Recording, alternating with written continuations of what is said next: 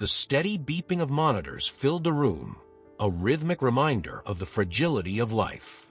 Nurse Claire Bennett stood at the bedside of her patient, Harold Whitmore, meticulously checking his vitals.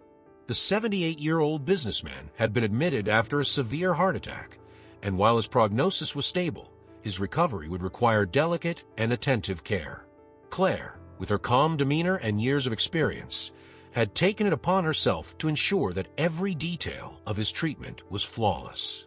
The fluorescent lights overhead cast a sterile glow on the room, but Claire's presence had a way of softening the atmosphere. Her voice was soothing, her touch gentle, and her focus unwavering. Yet, as she adjusted Harold's oxygen mask and jotted notes onto his chart, the peace was abruptly shattered. The door swung open with a sharp thud, and in walked Harold's family, his eldest daughter, Cynthia Whitmore, her husband, Gregory, and their college-age son, Ethan. Their entrance was less a visit and more an invasion, bringing with them an air of entitlement that immediately filled the space. Claire looked up from her work, offering a polite smile. "Good evening," she greeted warmly. "I was just checking Mr. Whitmore's vitals. He's stable for now, and stable." Cynthia's voice cut through like a blade. Her meticulously styled hair and tailored suit gave her the appearance of control, but her sharp tone betrayed an undercurrent of irritation. "Stable isn't good enough. Why is my father still lying here like this?" Claire straightened, sensing the tension brewing. "Mrs. Whitmore, your father suffered a significant cardiac event. His recovery will take time, but I assure you, we're doing everything possible to ensure." "You'll excuse me if I don't take your word for it," Cynthia interrupted, her lips curling in disdain. "This hospital charges a small fortune, and yet he's being treated like any ordinary patient. It's unacceptable." Before Claire could respond, Gregory chimed in. His tailored suit and gold watch screamed wealth, but his scowl was anything but refined.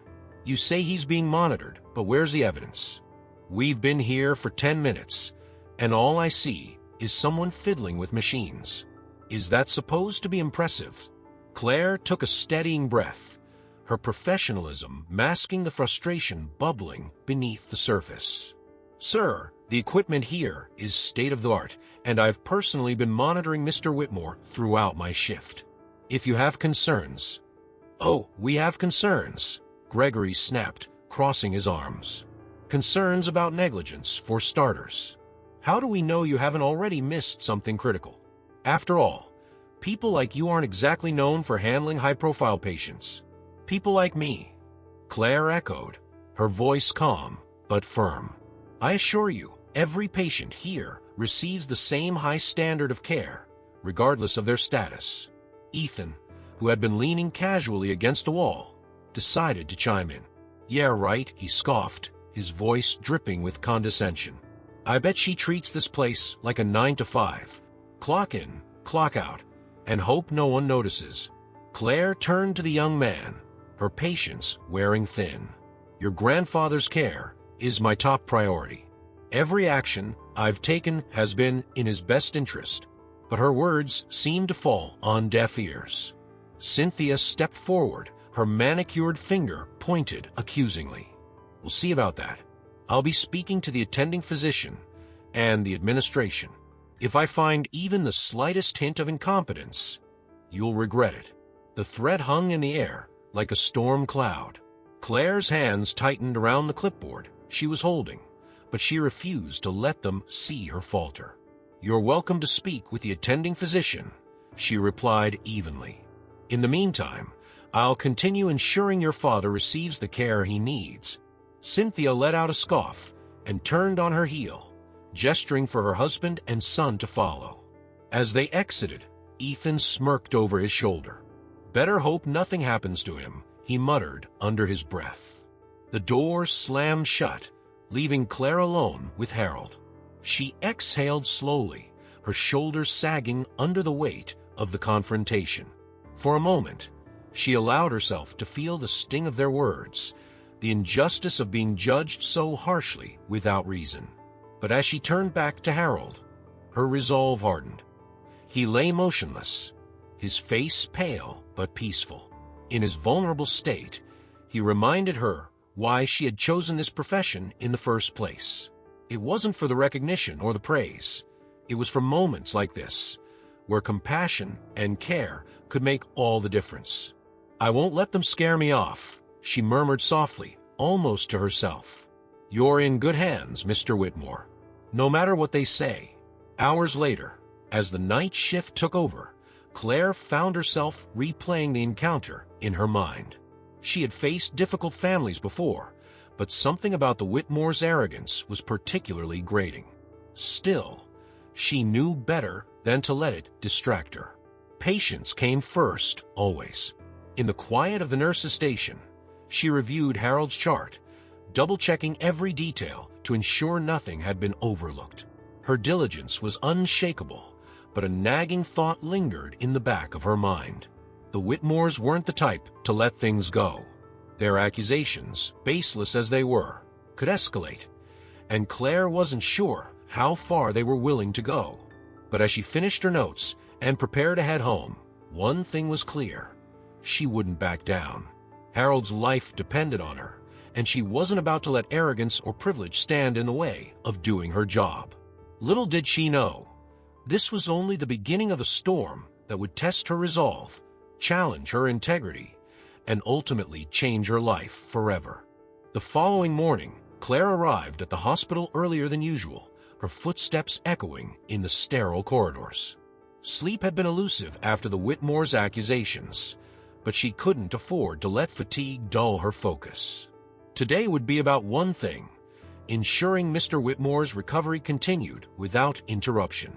As she approached the nurse's station, the atmosphere felt different, charged. Colleagues exchanged glances, their hushed whispers cutting off as soon as she came into view. Claire's stomach tightened. Something was wrong.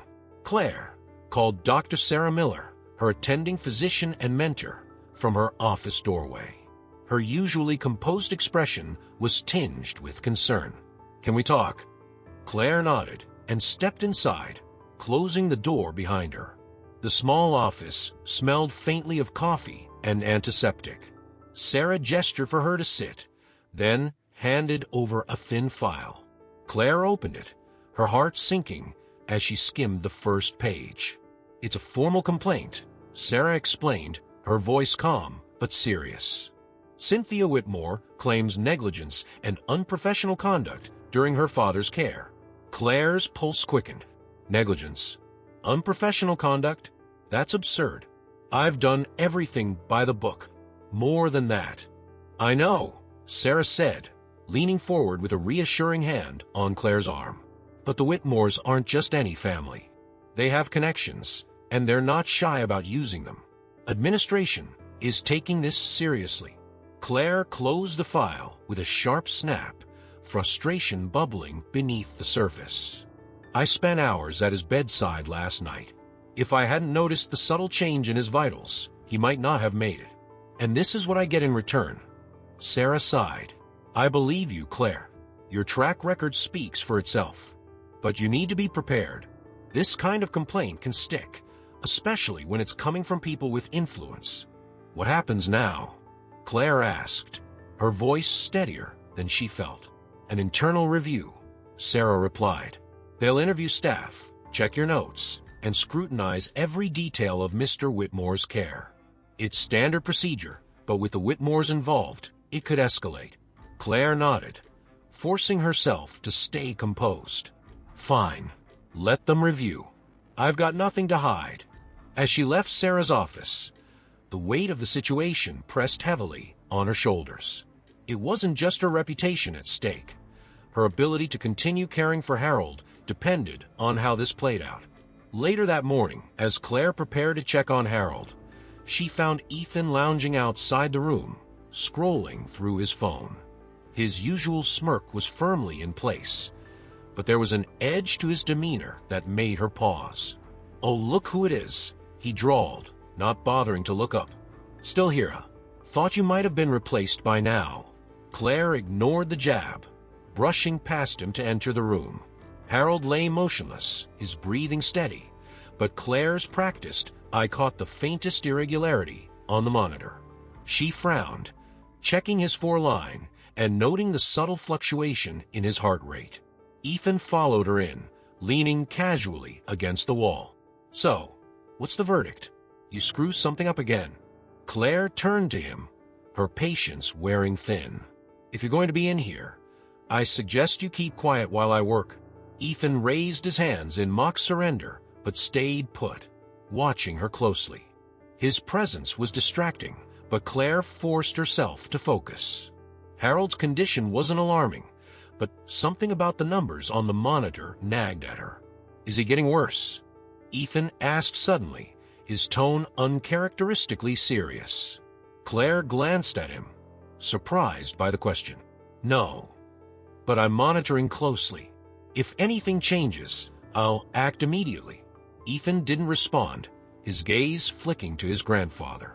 For a fleeting moment, Claire thought she saw genuine concern on his face, but the smirk returned too quickly for her to be sure. "Just don't screw this up," he muttered, leaving the room without another word. Alone with Harold, Claire let out a slow breath. She adjusted his blankets and double-checked his oxygen mask, her mind racing. The Whitmores' accusations were bad enough, but now she had the sinking feeling that Harold's condition was more precarious than it seemed. As she updated his chart, a voice crackled over the intercom. "Code Blue. ICU. Room 312. Code Blue." Claire froze. Her heart dropped as the realization hit her. Room 312, Harold's room. She turned back to Harold, who had suddenly gone pale, his breathing shallow. The monitors blared as his heart rate plummeted. Without wasting a second, Claire hit the emergency button and began chest compressions, her training taking over even as fear gripped her. The storm she had dreaded was no longer looming. It was here. The sound of alarms pierced the air, shattering the fragile calm of the ICU. Claire's hands moved instinctively, steady and precise, as she continued chest compressions on Harold. Every second felt like an eternity, her world narrowing to the rhythm of her hands against his frail chest and the mechanical whine of the monitors. "Stay with me, Mr. Whitmore," she murmured under her breath, sweat dripping down her temple. "You're not leaving us today." The crash team burst through the door, led by Dr. Patel, a seasoned physician known for his calm under pressure. "What do we have?" he asked, snapping on gloves as his sharp eyes took in the scene. "Cardiac arrest," Claire replied quickly. "Vitals were fluctuating earlier, but he crashed before I could escalate." "Let's intubate," Dr. Patel ordered, his voice commanding yet steady. The team sprang into action, each person moving with practiced precision. But as they worked to stabilize Harold, a new complication arose. "He's aspirating," one of the respiratory techs warned, their voice tense. "Airways blocked." Claire grabbed the suction device without hesitation, her hands steady as she cleared the obstruction. Time seemed to stretch as Harold's color began to improve, his chest rising and falling with each assisted breath. The monitors beeped steadily again, signaling the tentative return of his heartbeat. "Good work," Dr. Patel said, stepping back as the team stabilized Harold. "He's not out of the woods, but you gave him a fighting chance." Claire exhaled a shaky breath, her hands trembling now that the adrenaline was beginning to fade. She looked down at Harold, his pale face a stark reminder of how close they had come to losing him. But there was no time to reflect. The door burst open, and the Whitmore family rushed in, their faces masks of panic. "What happened?" Cynthia demanded, her voice shrill as her eyes darted to her father. "What did you do to him?" Claire straightened, her exhaustion eclipsed by a renewed wave of frustration. "Mr. Whitmore went into cardiac arrest. We were able to stabilize him, but his condition remains critical." "Cardiac arrest," Gregory repeated, his tone dripping with accusation. "How does that even happen in a place like this? Wasn't someone supposed to be watching him?"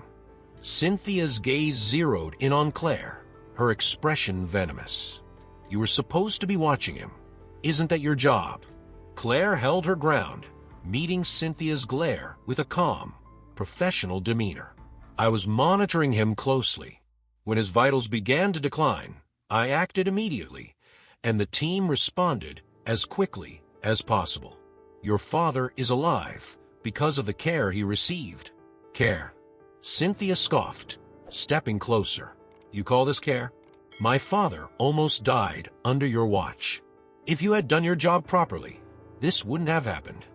"Mrs. Whitmore," Dr. Patel interjected, his tone firm, "this was an unavoidable medical event. Your father's condition was critical from the start. Nurse Bennett's quick actions are the reason he's still here." Cynthia opened her mouth to argue, but Gregory placed a hand on her arm, silencing her. Even Ethan, who stood awkwardly in the corner, looked uncharacteristically subdued. Claire glanced at Harold, who remained unconscious but stable. Despite the accusations flying her way, she felt a swell of quiet pride.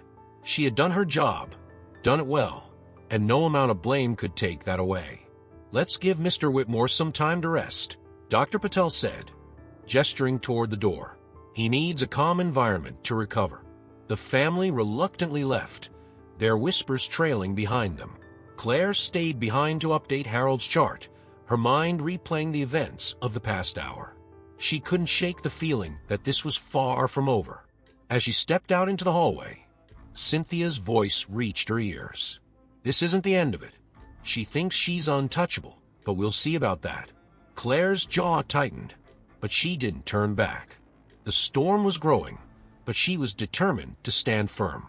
Harold's life mattered more than their egos, and she wasn't about to let their threats shake her resolve. Little did she know, the events of that day were just the beginning of a battle that would challenge not only her career, but her very sense of purpose. The ICU had settled back into its usual rhythm, but Claire's nerves were far from calm. The aftermath of Harold's cardiac arrest still weighed heavily on her, compounded by the Whitmore family's relentless accusations. She pushed forward with her work, yet every glance from her colleagues felt scrutinizing, every whisper a possible indictment. Hours later, Claire found herself summoned to Dr. Sarah Miller's office once again. The door was slightly ajar, and the tension inside was palpable even before she stepped through. Sarah gestured for Claire to take a seat, her face etched with concern.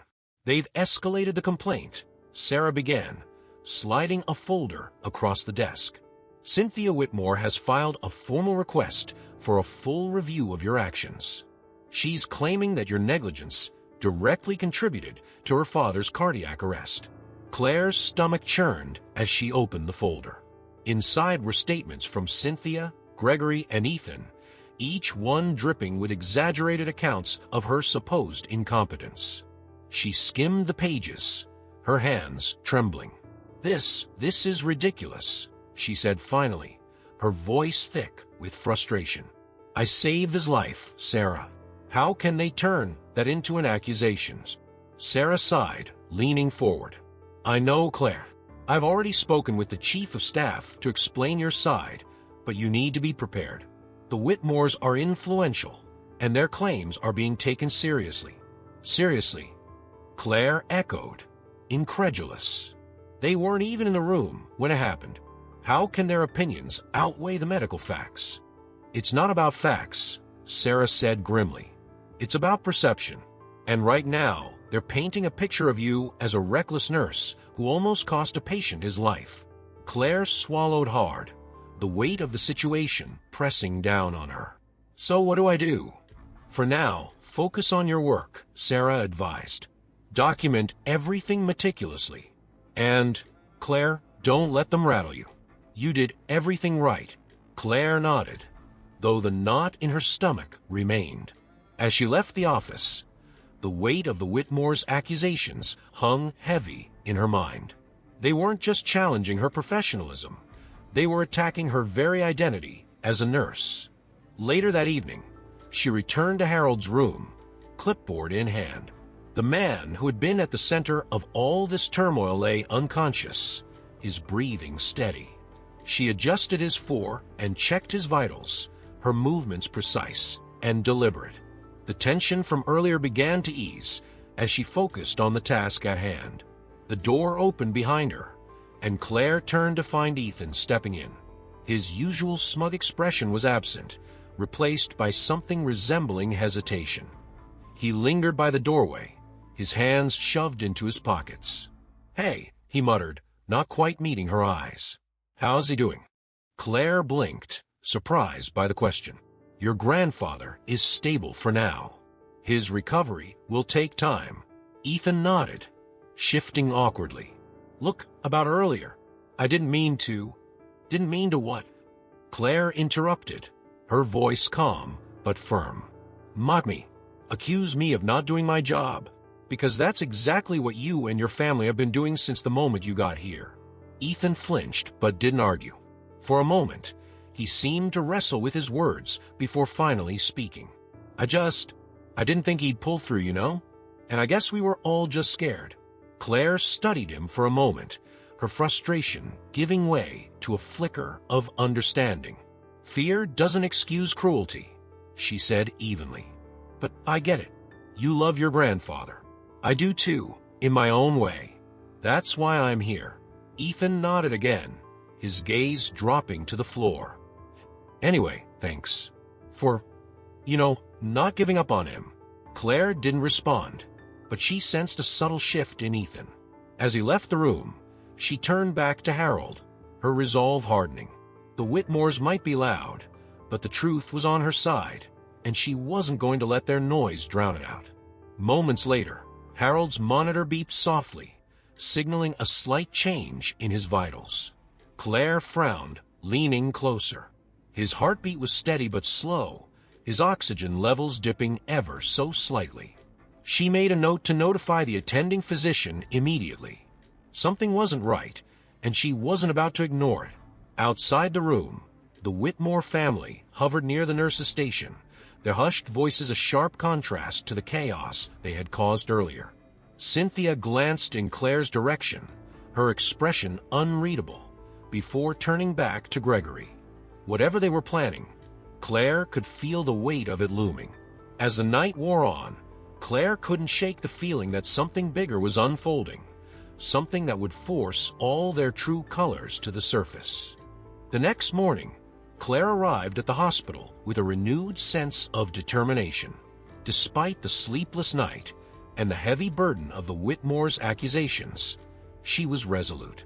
Her patient came first, and she wouldn't let their arrogance distract her from doing what she did best. As she stepped into Harold's room, she was greeted by an unexpected sight. Harold's eyes, sharp and alert, met hers from the hospital bed. He was awake. The heart monitor beeped steadily beside him, a sound that now carried a faint rhythm of hope. "Good morning, Mr. Whitmore," Claire said, her voice soft but steady. She approached his bedside, her hands automatically moving to check his foreline. "It's good to see you awake." Harold's lips twitched into a faint smile. "Miss Bennett," he rasped, his voice hoarse but firm. "I hear I have you to thank for still being here." Claire froze for a moment, her heart skipping a beat. "It was a team effort," she said, downplaying her role. "We all worked hard to make sure you pulled through." "Humility," Harold murmured, his eyes narrowing slightly as he studied her. "Rare these days." Before Claire could respond, the door opened, and Cynthia strode in, followed closely by Gregory and Ethan. Her sharp heels clicked against the tile floor, and her expression shifted from relief to thinly veiled annoyance as she spotted Claire. "Dad," Cynthia said, her voice strained but sweet, "thank God you're awake. We were so worried." Harold's gaze shifted to his daughter, his expression unreadable. "Worried were you," he said, his voice gaining a hint of strength. "Interesting. I've heard quite a bit while I was unconscious." Cynthia faltered, her polished exterior cracking slightly. "We were just trying to make sure you got the best care possible. Is that what you call it?" Harold asked, his tone sharper now. He glanced at Claire, then back at Cynthia.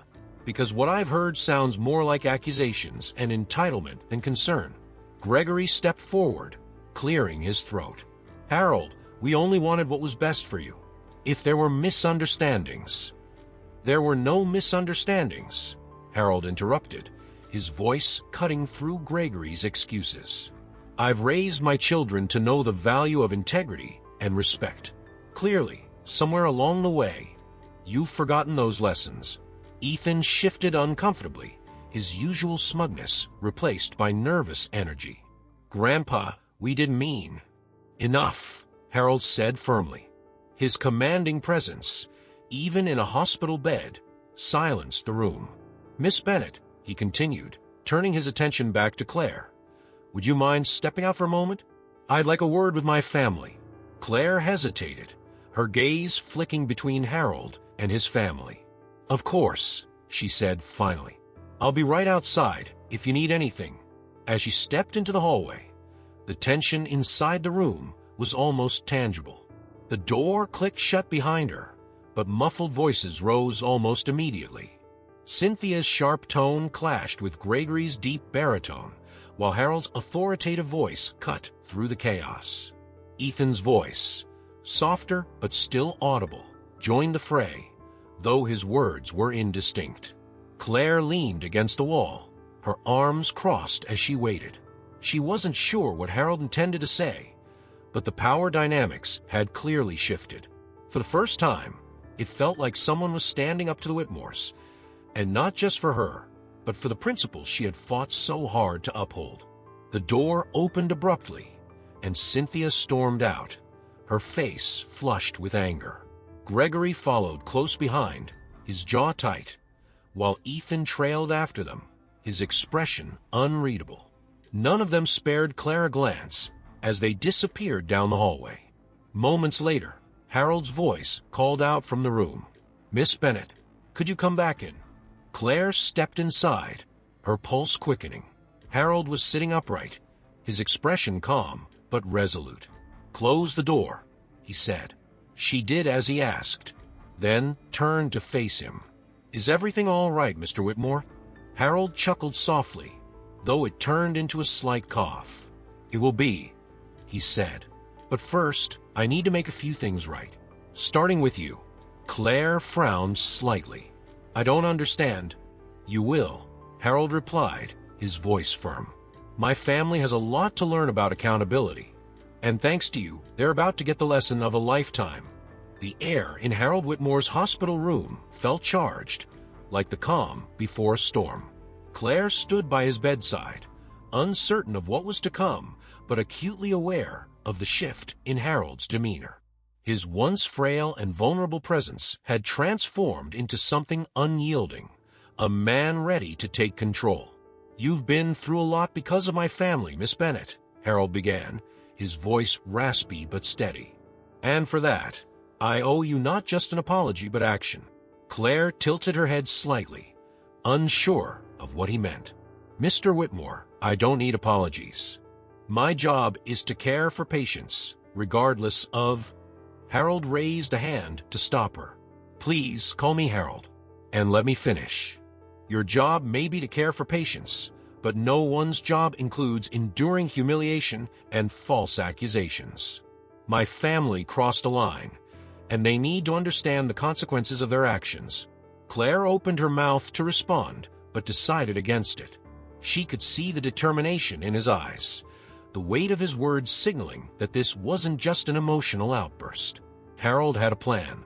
You see, Harold continued, my children and grandson have become comfortable. Too comfortable. They've forgotten the values I built my legacy on. Hard work, integrity, and respect for others. I've been watching them for years, tolerating their entitlement. But after what they did to you, I can't ignore it anymore. Claire listened intently, her heart racing as Harold reached for a folder on the table beside him. He opened it, revealing a stack of documents. This, he said, tapping the papers, is my way of reminding them who holds the power. What are you planning to do? Claire asked cautiously. Harold smiled faintly, a glimmer of mischief in his expression. I own the company Gregory works for. Cynthia's lavish lifestyle is funded by trust accounts I control. Even Ethan, for all his arrogance, relies on my support. They've been riding on my coattails for years, and it's time they faced reality. You're cutting them off? Claire asked, her eyes widening. Not entirely, Harold replied. I'm giving them a choice. They can either step up, take accountability for their actions, and start contributing to the family legacy, or lose everything. And to ensure they understand the gravity of a situation, I'll be making a public announcement about the kind of character that truly deserves recognition. Claire's pulse quickened. Public announcement. Harold nodded, flipping to another page in the folder. I've prepared a statement commending you for your exceptional care and dedication. It will go out to the press, along with a formal apology from my family. They'll learn what it means to take responsibility, not just privately, but publicly. Claire blinked, overwhelmed by the weight of his words. Harold, I don't know what to say. This is unexpected. You've earned this, Claire, Harold said firmly. Your actions saved my life. More importantly, you reminded me of something I'd forgotten, what it means to truly care for others. Before Claire could respond, the door opened, and Dr. Sarah Miller stepped in. She glanced between the two of them, her brows knitting in curiosity. Am I interrupting? Not all, Harold said smoothly. In fact, I could use your help, Dr. Miller. Sarah looked intrigued, stepping closer. With what exactly? Harold handed her the folder, his tone calm but commanding. I need these documents sent to my legal team immediately, and I'd like to arrange a meeting with the hospital administration. There's a lot we need to discuss. Sarah skimmed the contents of the folder, her eyes widening slightly as she realized the gravity of the plan. This is bold, she said, a small smile tugging at her lips. But I have to admit I like it. Harold chuckled, though the sound turned into a light cough. Bold is the only way to make an impact. As Sarah left the room to carry out his instructions, Claire stood in stunned silence. Harold's plan was unlike anything she had anticipated, but the fire in his eyes made it clear. This wasn't about revenge. It was about setting things right. Miss Bennett, Harold said, his tone softening, I know this might seem overwhelming, but trust me when I say it's necessary. People like my family only learn through action. And people like you, people who embody compassion and integrity, deserve to be celebrated. Claire nodded slowly, her chest tightening with emotion. Thank you, Harold. I'm not sure I deserve all this, but thank you.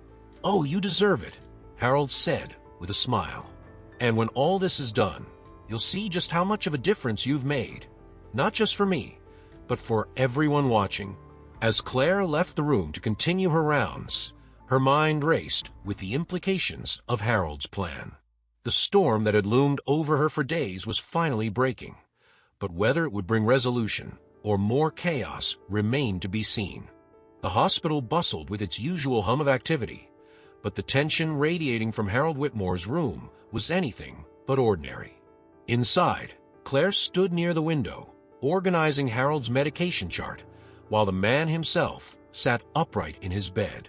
His commanding presence, despite his frailty, filled the space. Everything's in motion, Harold said, his voice steady. Today, they'll understand the weight of their actions. Claire looked up, a mix of curiosity and concern in her eyes. What exactly is happening today? Harold smiled faintly. Let's just say the truth has a way of revealing itself. Before Claire could ask more, the door opened and Cynthia, Gregory, and Ethan entered. Their usual air of entitlement was noticeably absent, replaced by uncertainty. Cynthia's sharp eyes darted between Harold and Claire, her mouth set in a thin line. Dad, what's this about? Cynthia asked, her tone clipped. Sit, Harold commanded, gesturing to the chairs near his bed. His voice left no room for argument. Reluctantly, the trio obeyed, exchanging uneasy glances. Harold leaned back against his pillows, his expression calm but resolute. For the past several days, I've been listening. Listening to the way you've treated the people who've worked tirelessly to save my life. Listening to your complaints, your accusations, your arrogance. Dad, we were just trying to make sure you were getting the best care. Gregory interrupted, his voice defensive. No, Harold said firmly. You weren't. You were trying to assert control where it wasn't yours to have. And in doing so, you disrespected one of the most dedicated professionals I've ever encountered. Harold gestured toward Claire, who stood frozen, unsure of what to say. Miss Bennett's care and quick thinking saved my life. But instead of gratitude, you chose to humiliate her, publicly and baselessly. Cynthia's face flushed, her composure cracking. We didn't mean. You meant every word, Harold interrupted sharply.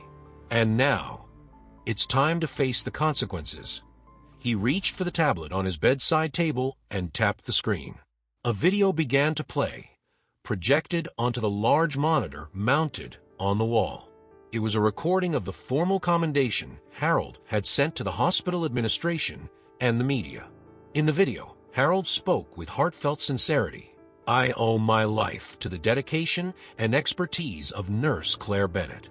Her quick actions and unwavering professionalism are the reason I'm here today. It's time we recognize the unsung heroes of healthcare, those who show up every day to save lives, often at great personal cost. The video ended with the announcement of the Claire Bennett Foundation, a program funded by Harold to support healthcare workers and celebrate excellence in the profession. The room fell silent as the reality of Harold's actions sank in. Cynthia's lips parted, but no words came out. Gregory leaned forward, his hands clasped tightly, while Ethan stared at the floor, uncharacteristically subdued. Dad, Cynthia finally managed, her voice shaking. You didn't have to go public with this. Oh? But I did, Harold replied, his tone icy. Because accountability isn't something to be hidden away. You've spent years riding on my name and my wealth, thinking yourselves untouchable. That ends today. He turned to Gregory. Effective immediately, your position at Whitmore Industries will be reassessed. You'll have to earn your place like everyone else. Gregory's face darkened, but he said nothing. Harold's gaze shifted to Cynthia. Your access to the trust fund is frozen. Consider it an opportunity to reevaluate your priorities. Cynthia opened her mouth to protest, but Harold raised a hand. And Ethan, he said, his tone softening slightly, you're young. There's still time for you to learn, but it starts with humility. You owe Miss Bennett an apology. Ethan looked up, his face pale. I'm sorry, he muttered, his voice barely audible. Louder, Harold commanded. Ethan swallowed hard, then turned to Claire. I'm sorry, he said more clearly. For everything. Claire blinked, stunned by the sudden shift. Thank you, she said quietly, though her emotions swirled in confusion and disbelief. Harold sighed, leaning back against his pillows. This isn't about punishment, he said, his voice soft but firm. It's about responsibility. You've taken for granted what others work tirelessly to achieve. That changes now.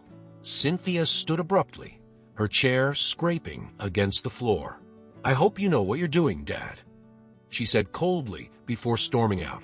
Gregory followed, his expression unreadable, while Ethan lingered for a moment before slipping out behind them. Claire turned to Harold, her heart still racing. I don't know what to say. You don't need to say anything, Harold replied, a tired smile on his face. You've already done more than enough. The sun cast long, golden rays across the hospital atrium as the commotion surrounding Harold Whitmore's actions began to settle. The morning's events had left the entire hospital buzzing, whispers trailing through the corridors like ripples in a pond. Claire, however, felt a quiet stillness within herself for the first time in days. She stood in the break room, sipping a cup of coffee as her mind replayed everything that had unfolded. Harold's public commendation, the Whitmores' humbled reactions, and the announcement of the Claire Bennett Foundation. It was all surreal. It felt like a whirlwind, but at the center of it was one undeniable truth. Her dedication had been recognized. A knock on the door pulled her from her thoughts. Turning, she saw Harold being wheeled in by one of the nurses. He smiled faintly, his pale face brighter than it had been in days. "Harold," Claire said, setting down her mug. "You shouldn't be out of bed." "Nonsense," Harold replied, his voice stronger than she expected. "A man doesn't get to see a legacy in the making every day. Sit with me." Claire hesitated, but eventually took a seat across from him. Harold's nurse gave her a knowing smile before stepping out to give them privacy. "Miss Bennett." "No, Claire," Harold began, his tone softer than she'd ever heard it. "I've spent my life building businesses, accumulating wealth, and ensuring my family's comfort. But what I witnessed in you over the past week reminded me of something far more important: integrity." Claire's cheeks flushed, and she looked down at her hands. "I was just doing my job." "No," Harold said firmly, "you were doing far more than that. You showed compassion, resilience, and strength in the face of adversity. Not just for me, but for my family, even when they didn't deserve it." "Harold, Let me finish," he interrupted, his sharp eyes twinkling with a hint of amusement. "I've made many mistakes in my life. Allowing my family to become what they are today is one of them. But the way you stood your ground, with grace and professionalism, it's changed something in me." Claire blinked, her throat tightening with emotion. "I don't know what to say." "You've already said it," Harold replied, "through your actions. And now, it's time for me to act." He reached into his lap and pulled out a folder, handing it to her. Claire opened it slowly, her eyes scanning the documents. Her breath caught as she read the details of a significant grant in her name, designed to fund healthcare initiatives and provide resources for nurses facing challenges similar to hers. This is too much," Claire whispered, her voice trembling.